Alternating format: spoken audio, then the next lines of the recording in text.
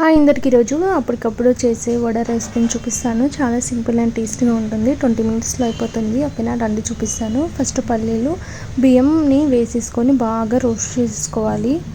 ఒక 10 మినిట్స్ అలా రోస్ట్ చేసేసుకోండి బాగా.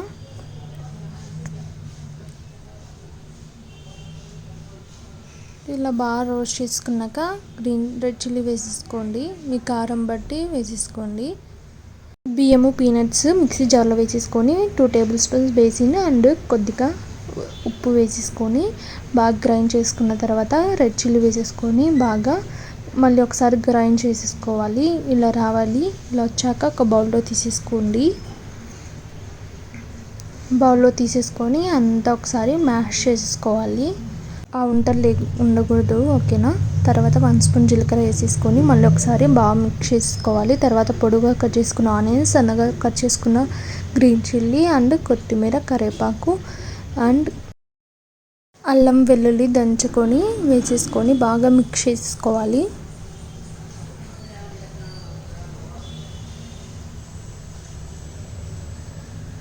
ఇలా బాగా మిక్స్ చేసుకున్నాక కొద్దిగా పెరుగు వేసేసుకొని మళ్ళీ ఒకసారి కలిపేసుకోండి బాగా. తర్వాత కొద్దిగా వాటర్ వేసేసుకొని కలిపేసుకోవాలి.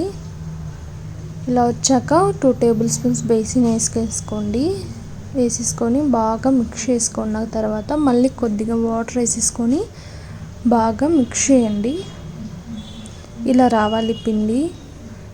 ఉప్పు కారం చూసుకొని ఇప్పుడే తక్కువైతే వేసేసుకోండి. తర్వాత స్టవ్ ఆన్ చేసి లో ఫ్లేమ్లో పెట్టి 1 స్పూన్ ఆయిల్ వేసేసుకొని బాగా స్ప్రెడ్ చేసేసుకోవాలి. తర్వాత ప్యాన్ హీట్ అయ్యాక ఒక గరిటెతో ఇలా వేసేసుకోవాలి.